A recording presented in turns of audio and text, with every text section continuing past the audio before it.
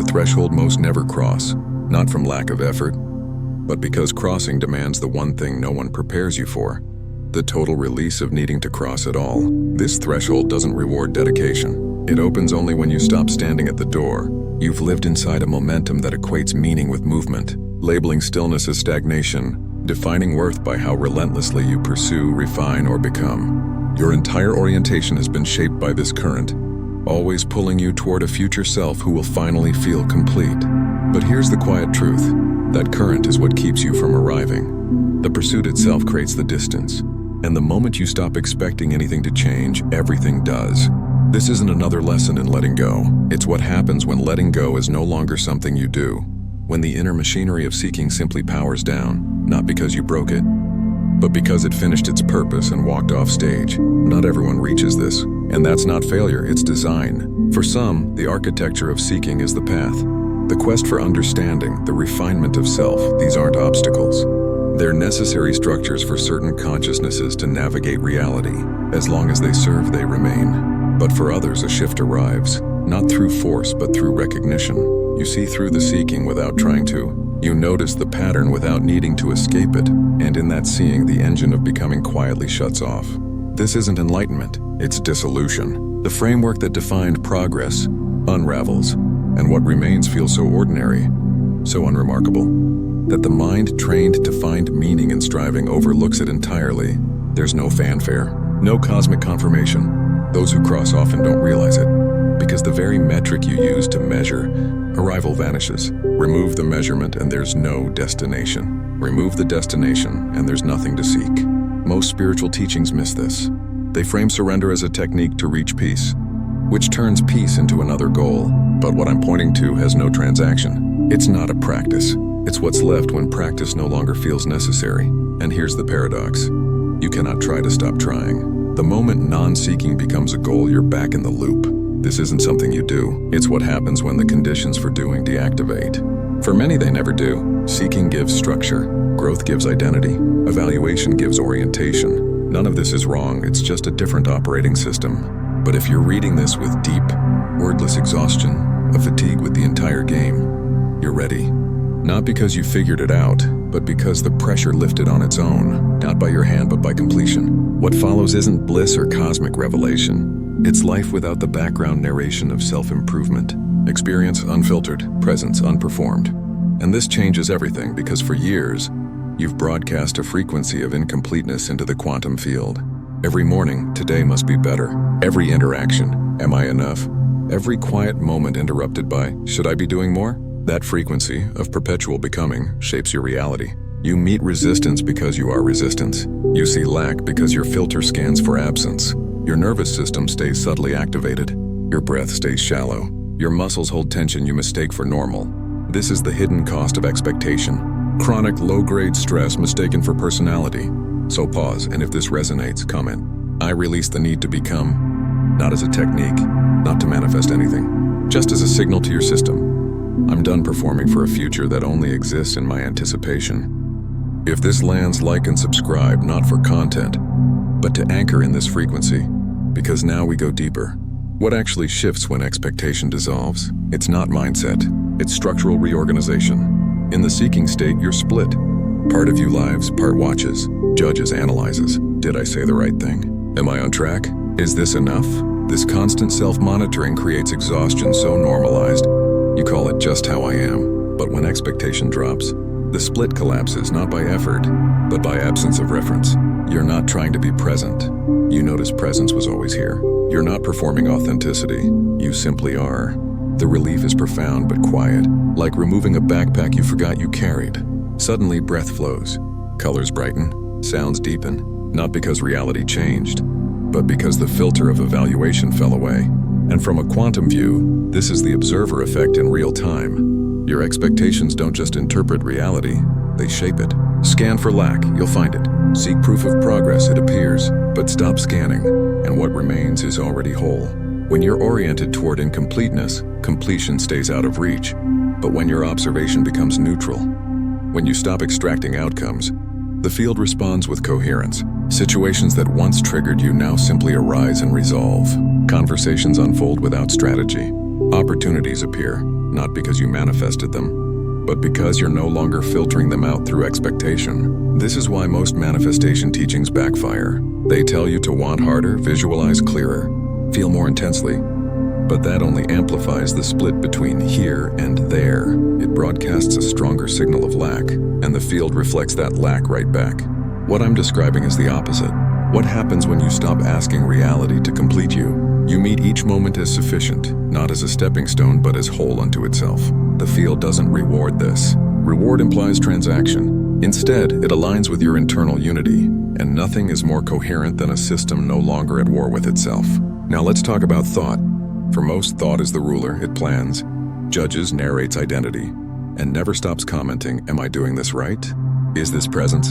Even in stillness, the mind analyzes the stillness. But when expectation dissolves, thought loses its throne. It doesn't vanish, it becomes residual. Thoughts arise like clouds in open sky.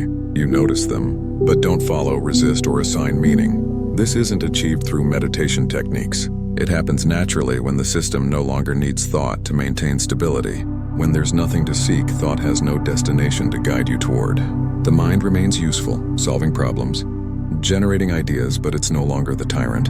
It's a tool you pick up and set down, and this transforms suffering. Most pain isn't from events, it's from the story about them. This means I'm flawed, I'll never succeed. When thought loses authority, those narratives still surface, but they don't hook you. You hear, this is a disaster, and recognize it as just another pattern, not truth. The criticism happened, but it's data, not destiny. This isn't positive thinking. That still treats thought as king, just swapping bad thoughts for good ones. Here, all thoughts lose their command. You're not managing them, you're seeing through them. This shift changes everything, because for years, your nervous system ran on low-grade alert. Shoulders tight, jaw clenched, breath shallow, heart slightly racing.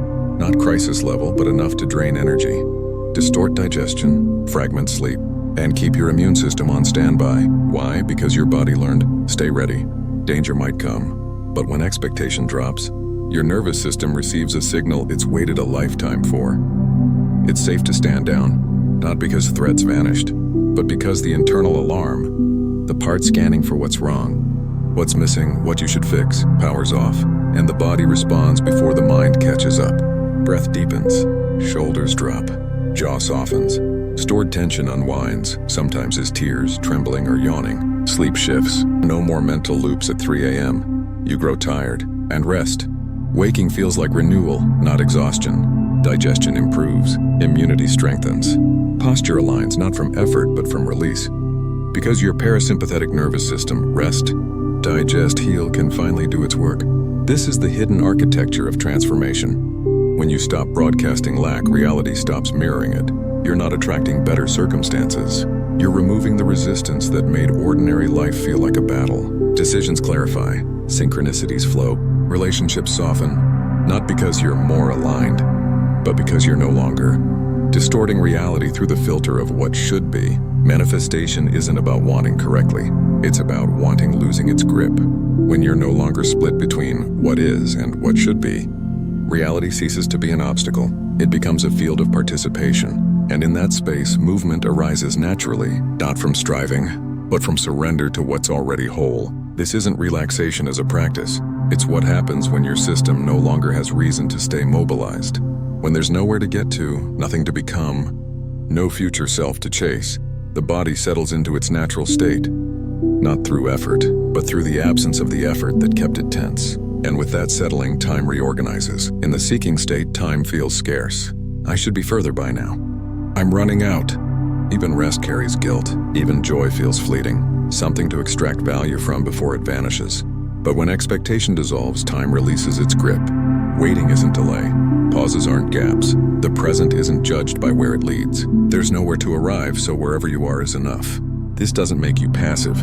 You still act. You still meet responsibilities. But none of it carries desperation. None of it whispers, your worth depends on this outcome. Future scenarios stop rehearsing in your mind. You don't mentally prep for conversations that haven't happened. When something needs attention, you give it attention. Until then, you're fully here. This creates spaciousness, often mistaken for emptiness. But it's not empty. It's unburdened. Colors deepen. Sounds clarify. Experience reveals its texture because you're no longer filtering everything through. What does this mean for my progress?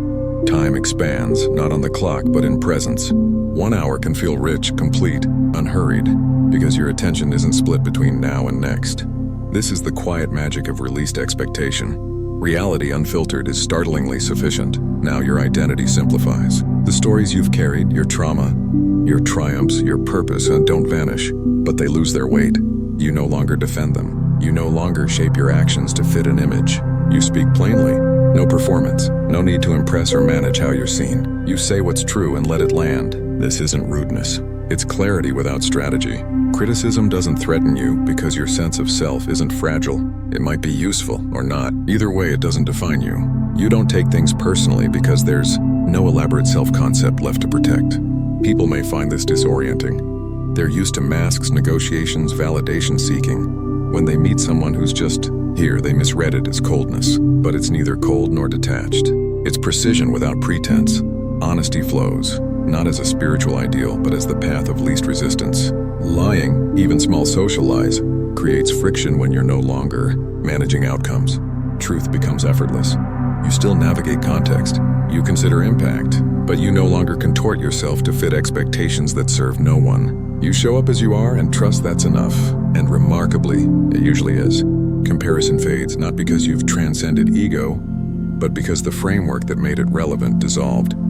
You're not better, not worse. You're just here, doing what you do without needing it to prove your worth. Even your past softens. Old wounds, victories, defining moments, they become stories, not sentences. You acknowledge your history. Without being imprisoned by it, what emerges is quiet functionality. Days unfold without internal commentary. You wake, act, rest. No narrator tracking if you're doing it right. No measurement system grading your performance. This can feel anticlimactic to a mind trained to equate meaning with intensity. Where's the breakthrough? Where's the sign I've arrived? But those questions reveal the seeker still whispering. This space offers no peaks because it's not chasing them. No dramatic transformation because what you are needs no fixing. No confirmation of arrival because you never left. Responsibilities get met without resistance. Not from discipline, but because resistance was born of inner division. When that split heals, action becomes simple. You do what's needed, without negotiating with a part of you that doesn't want to. Joy arises without pursuit. You're not chasing pleasure. You're not optimizing happiness. A sunbeam, a sip of water, a quiet moment, they're enough. Not because they're grand, but because you're fully there to receive them. Difficulty still comes. Life isn't frictionless, but challenges no longer become identity. A problem is just a problem. You engage, solve what you can, accept what you can't without drama. And this absence of drama is often mistaken for absence of life. If you're not excited, are you depressed? If you're not striving, have you given up? But this isn't resignation. It's stability, the kind that doesn't need adrenaline to feel real. You're not trying to be grounded. You simply are because there's nowhere else to go. Dissociation loses its pull. Fantasy, planning, reminiscing, they fade because the present no longer feels lacking. Even pleasure changes. No more chasing peak experiences. Food tastes richer because you're tasting it. Music moves you because you're listening. Sensation deepens because you're in your body, not observing it from afar. So pause, and if this resonates, drop one word in the comments, the frequency you're choosing to embody now. Not what sounds spiritual, not what you think you should feel, just the truth moving through you. Let it be your signature to the field. The moment you stopped waiting and started being, your words ripple through the field and might be exactly what someone else needs to hear right now. If you create, that too transforms. Perfectionism dissolves not because you overcame it, but because you're no longer creating to prove yourself. You create because the creation wants to move through you. You share it, or you don't. Neither choice carries weight. The work becomes play, not frivolous, but intrinsically alive, free from outcome dependency. Relationships shift, sometimes subtly, sometimes dramatically. People drawn to your old performance may drift away, not out of betrayal, but because they resonated with a version that no longer exists. In their place, others appear, those who meet your presence, not your persona. These connections feel lighter, more natural, because you're no longer seeking validation to confirm your worth. Compliments are kind, but unnecessary. Criticism is data, not devastating. You can hear another's truth without letting it overwrite your own. This creates genuine intimacy, not strategic connection. Integration happens quietly. Experiences arise and resolve, no need to journal them. Interpret them or turn them into lessons. Emotions flow through, leaving no residue. The system handles reality directly, without layers of meaning-making. You might stop tracking your mood, monitoring your energy, or documenting insights, not from bypassing, but because your inner world no longer demands management. Life becomes uncomplicated, not easy but direct. You engage with what's actually here, not your projections about it, and the field responds in kind. Resources appear when needed. Solutions emerge without force. The right people arrive at the right time. This isn't magic, it's clarity. What happens when mental static stops distorting reality? So subscribe not just to stay connected, but to stay coherent with this frequency we're anchoring together. This isn't about collecting more knowledge, it's about remembering. You don't need to become anything you're not already. The more of us who stop performing for an imaginary audience, the more the collective field reflects back. You are enough exactly as you are. We're not building a community of seekers. We're gathering those who've realized seeking was only ever pointing home. And this isn't a static state, it's a continuous settling. Each day, your system relaxes deeper into sufficiency. Old patterns surface and dissolve on their own. Foods lose appeal, habits fall away. Relationships reveal their true nature, not through willpower, but through presence.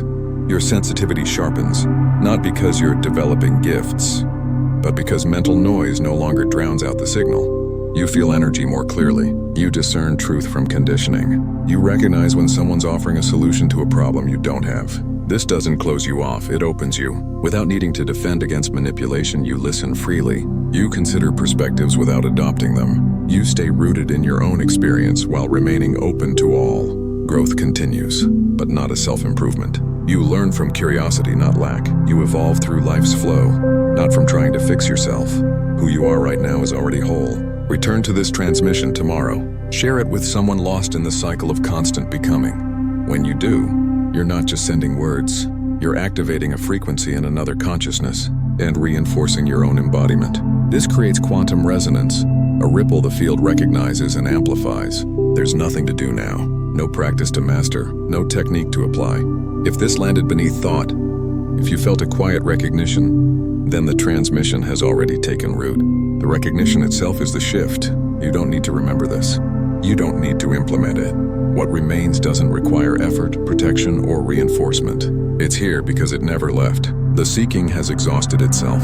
What's revealed isn't emptiness, but sufficiency, not as a feeling to maintain, but as the baseline truth that's always been present. You are not incomplete. Reality is not lacking. The phase isn't complete because you reached an end, but because it was never broken to begin with. Nothing needs to be carried forward.